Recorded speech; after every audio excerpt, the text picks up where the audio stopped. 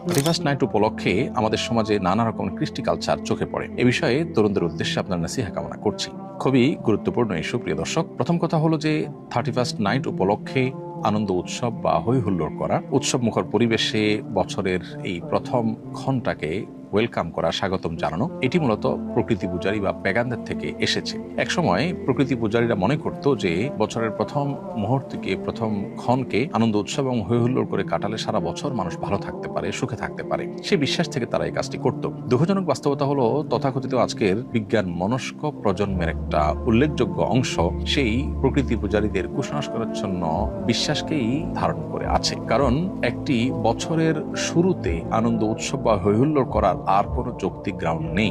যদি কোনো বছরের আগমন আপনার আনন্দের কারণ হয়, তাহলে ওই মুহূর্তে তো আরেকটা বছরের বিদায় হয়েছে। যার আগমনটা আপনার আনন্দের কারণ হবে, তার বিদায় কি বেদনার কারণ হওয়া উচিত নয়? আপনি নতুন বছরের আগমনে হই হুল্লোড় এবং আনন্দ উৎসব যদি করে থাকেন, তাহলে ঠিক একটি বছরের বিদায় তো তখন হয়েছে, তখন তার জন্য কি আপনি বেদনাহত হয়েছেন? আপনি কি সেটার জন্য কখনো কষ্ট পেয়েছেন? মূলত এই ধরনের আনন্দ উৎসবের পেছনে কোনো যৌক্তিক গ্রাউন্ড নেই। আমরা প্রতি মুহূর্তে লজিক এবং যুক্তি খোঁজা মানুষগুলো যখন এ কাজে বা এ ধরনের কাজে আমরা যখন লিপ্ত হই, তখন সেটা আসলে আমাদের বিশ্বাসের দেউলিয়াত্ম এবং আমাদের চিন্তা এবং আদর্শগত যে ভয়াবহ ত্রুটি এবং গ্যাপের জায়গা, সেটাকে শুধুমাত্র স্পষ্ট করে দেয়। প্রতি বছর 31st নাইট উপলক্ষে যে আতশবাজি হয়ে থাকে, এগুলোর কারণে নানা সময় নানা দুর্ঘটনা ঘটে।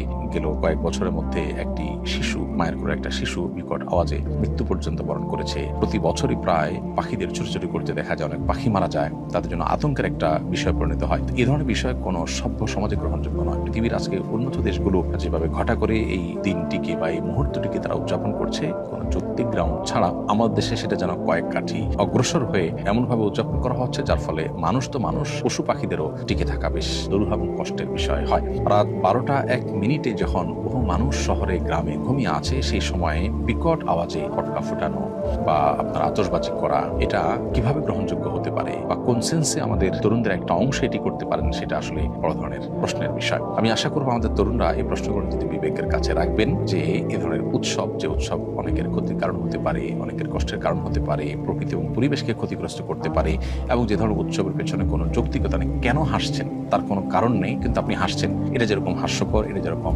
অযৌক্তিক, এটা যেরকম অগ্রহণযোগ্য এবং এটা যেরকম ত্রুটিযুক্ত বিষয়, ঠিক একইভাবে এই 31st নাইটের প্রথম মুহূর্তকে বা আপনার নতুন বছরের প্রথম মুহূর্তকে বা 31st নাইটকে উদযাপন করা, এটাও একই রকম। আল্লাহ তাআলা আমাদের তরুণদেরকে বোঝার তৌফিক দান করুন।